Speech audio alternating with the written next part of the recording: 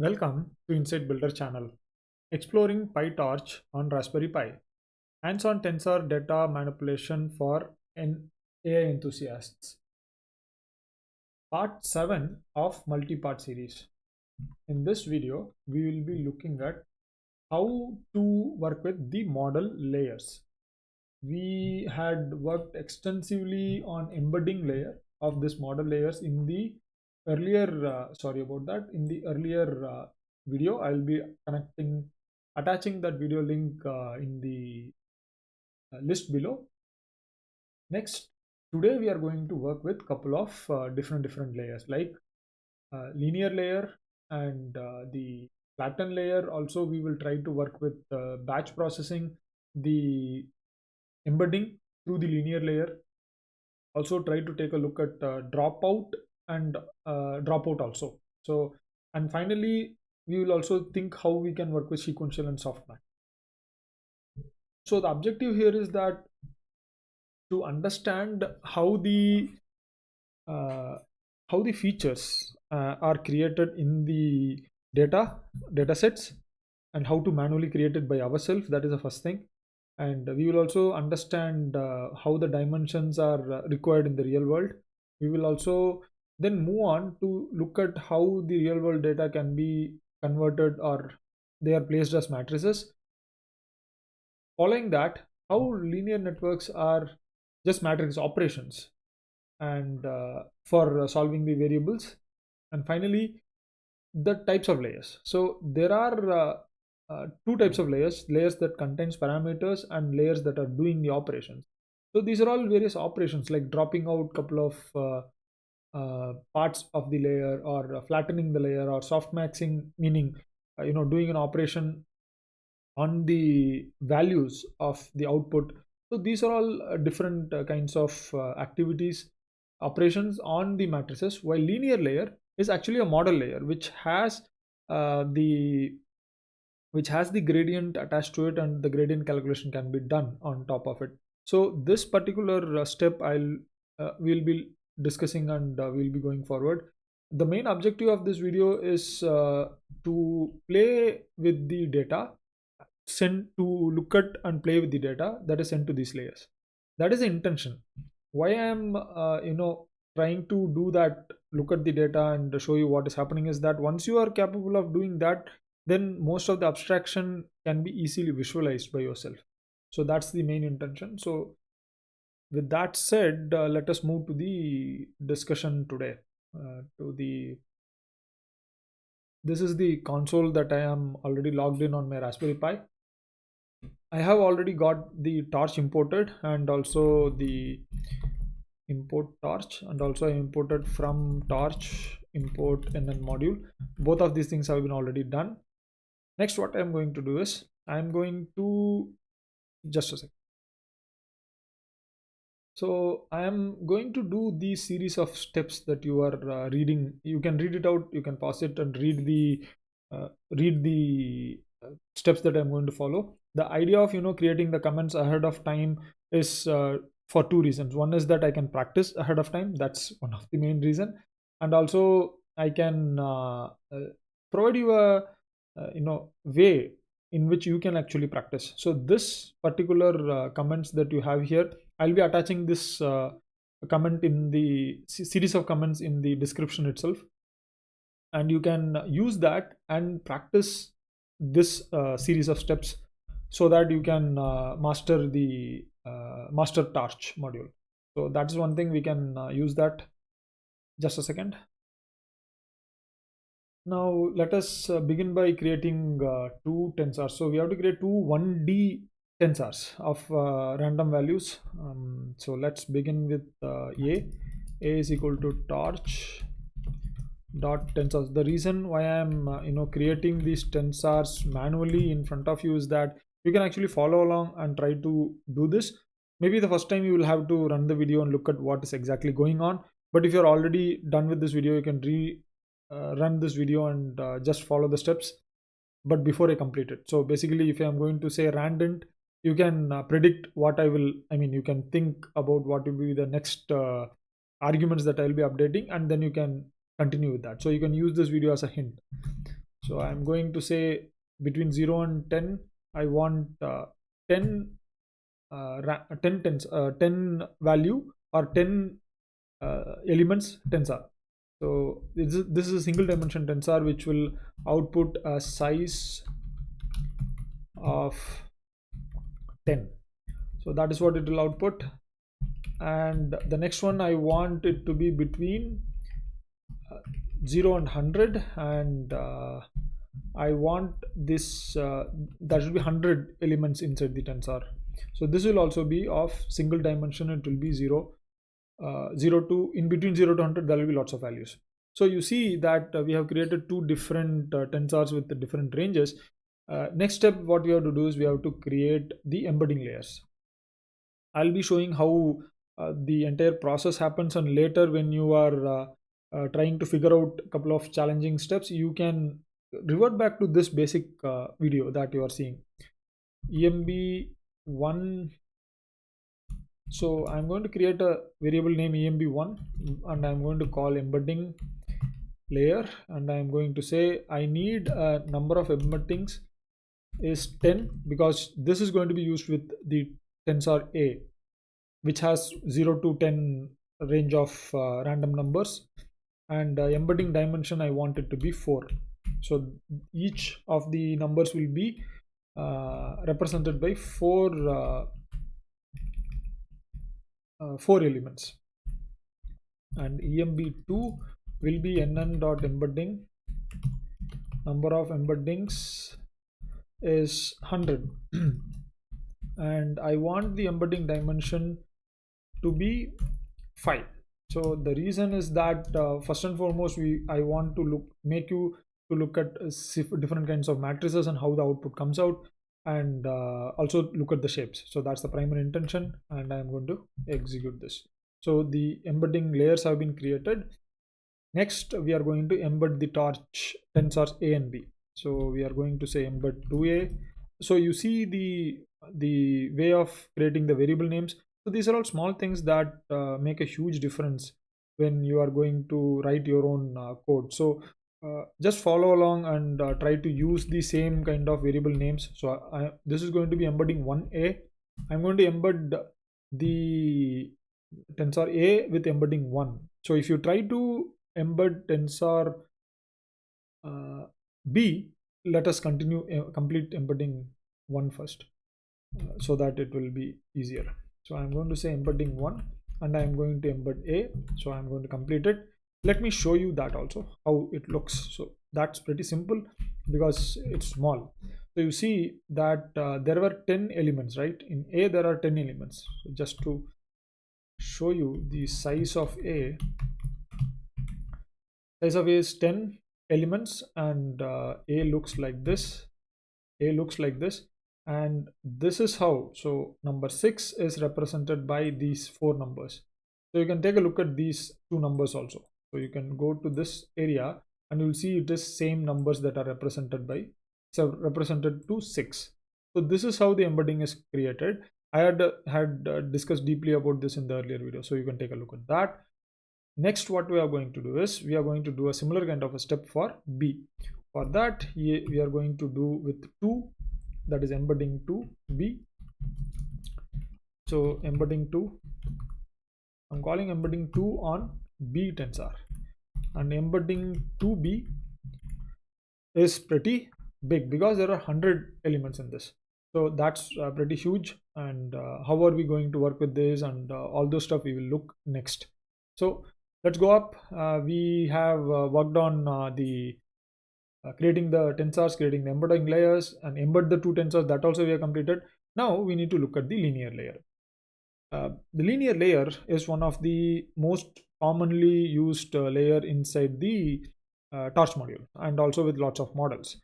Yeah, we can build a lot of complex models later, but linear layer is one of the most easiest to share and discuss. So that's one of the reason why I took it. I'm going to create 2 linear layers first, lin1 and lin2, and I am going to show you what happens.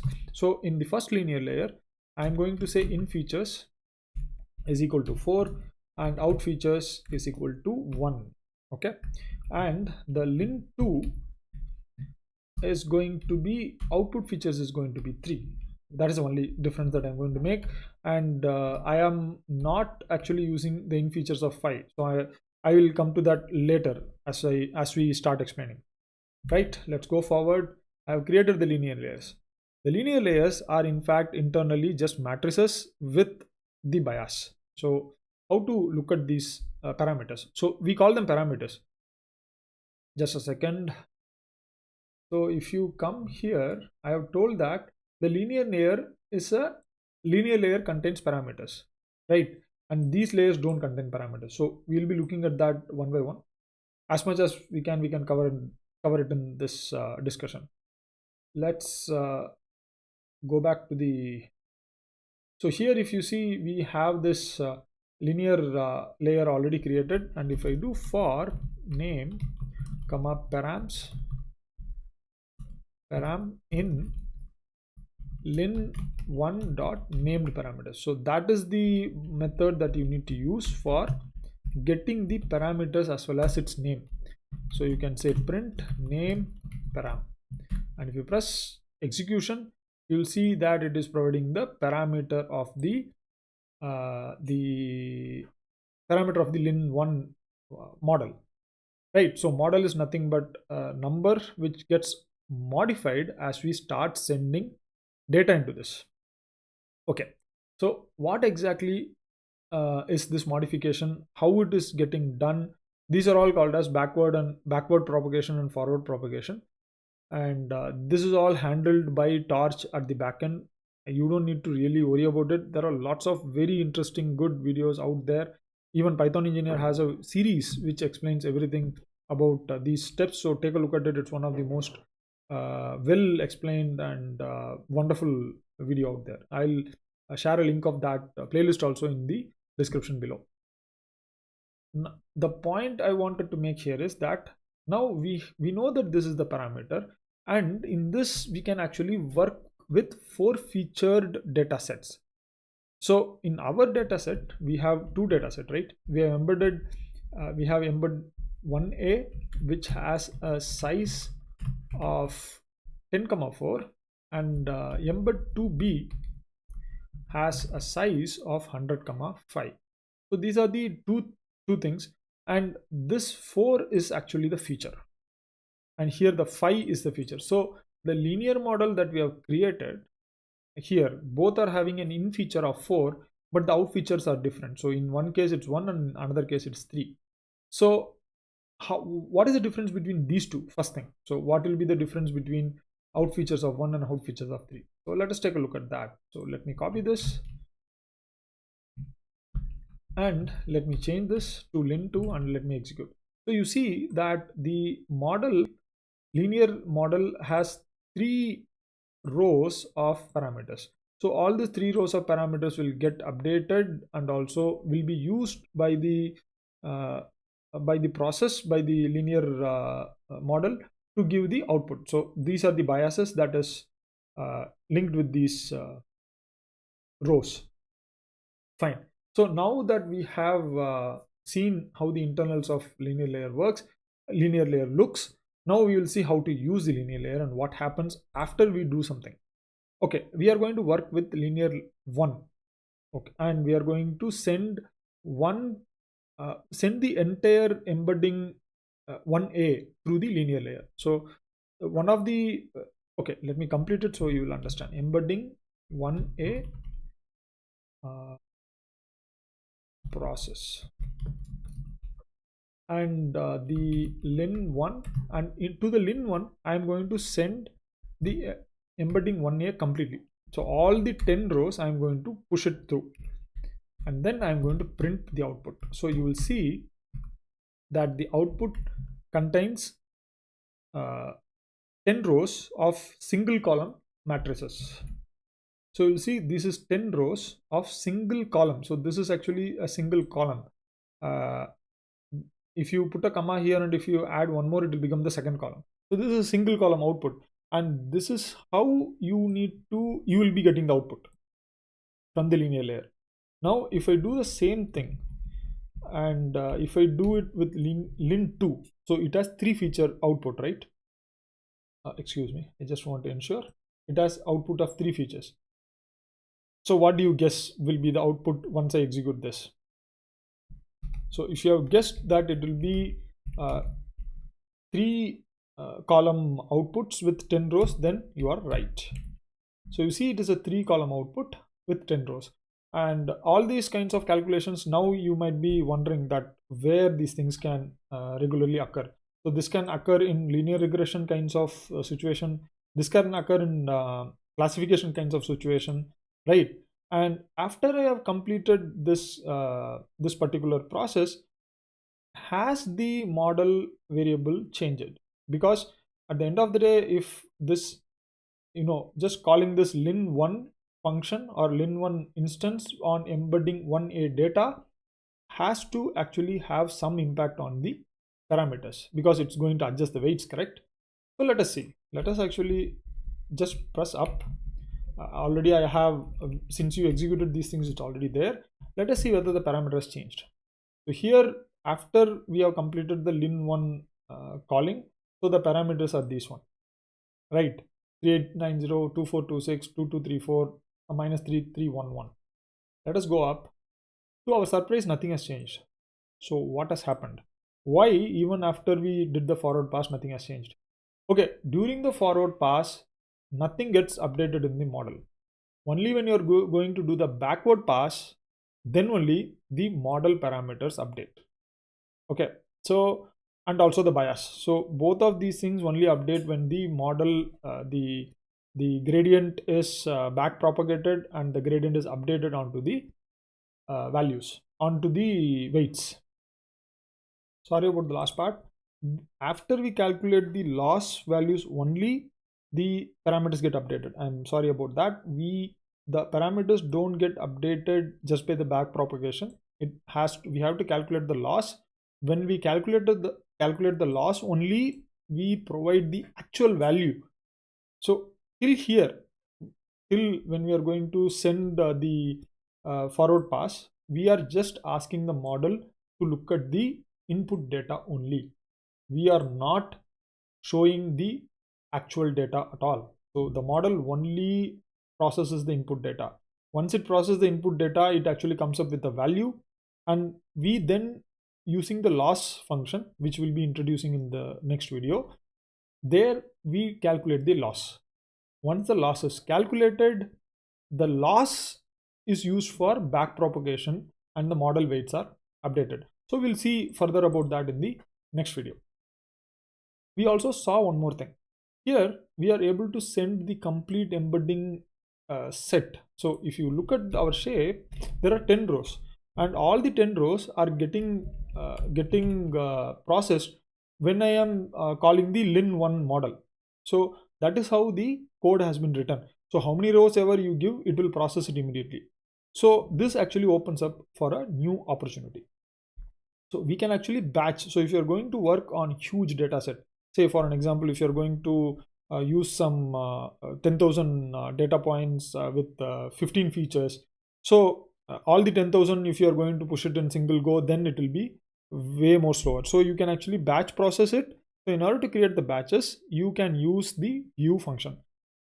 That is done by modifying the view function.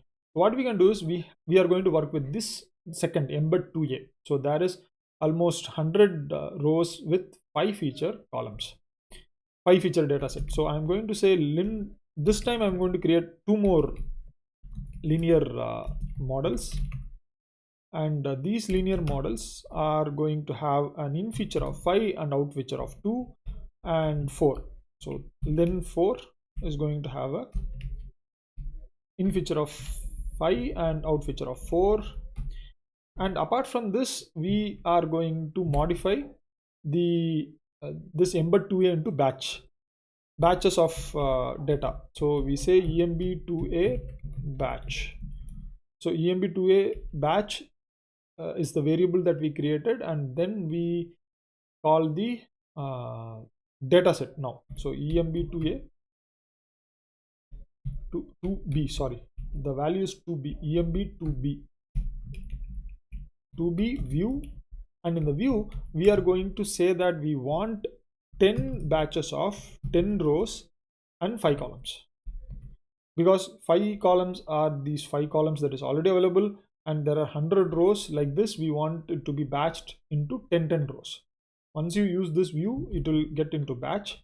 And if you look at the shape right now, emb2b batch, you'll see that it's having this particular shape.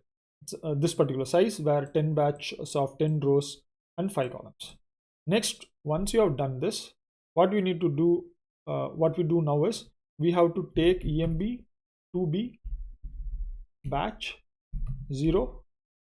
So this will be the first batch, which has only 10 rows, right? Like this, we have 10 batches. So both of these, if you have to send all the data into the linear layer and do the process, then what you need to do is you have to use the for loop, the most efficient loop in Python. So you have to use the for loop. You can actually have index comma batch, or usually it's batch comma data, so whichever way you want. We call this and we enumerate the batch data. So emb2b batch, emb2b batch, we enumerate it.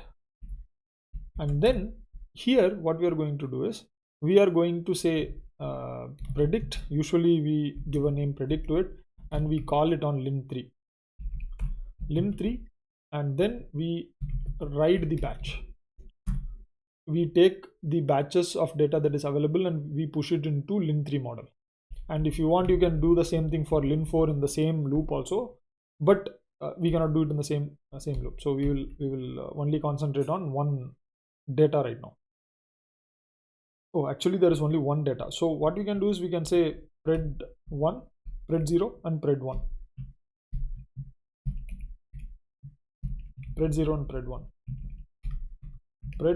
and we are going to use for lim4. So both the batches are going to be same. We are going to send it to two different data sets. And what will happen is all the 10 batches will get passed, and only the output of the last batch we will be getting it. So let me execute this. It took no time at all. In fact, it's very fast. The torch implementation is really fast in these kinds of setup. So if you look at the pred0, so this has two features output, only two features output. So only the last batch data is present here.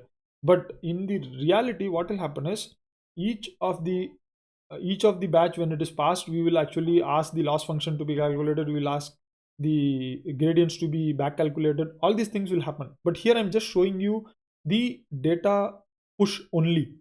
The reason why I'm separating these two, the way of forward pass and the backward pass, is that once you understand this clearly, then rest of the things are going to be a breeze. So that's the reason why I'm making the video as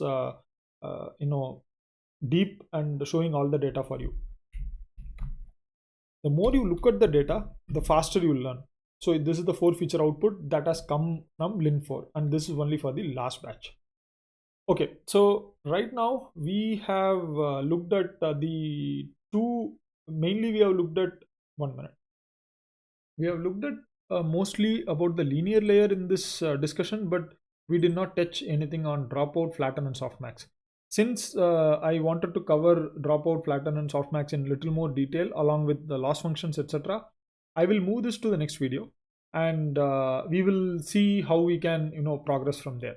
So till the next video, I would suggest you guys to take a look at the various steps that I had gone through. You can try to practice this for a couple of times and then probably move to the next video. So it's a pretty simple step. So there are a couple of other things that we can do, like creating the new tensor and working on flattening and all those stuff. So these things I will be discussing in the next video. So till this, you can always try and practice. So with that said, I would like to leave this video with 4 words: practice, practice, practice, practice.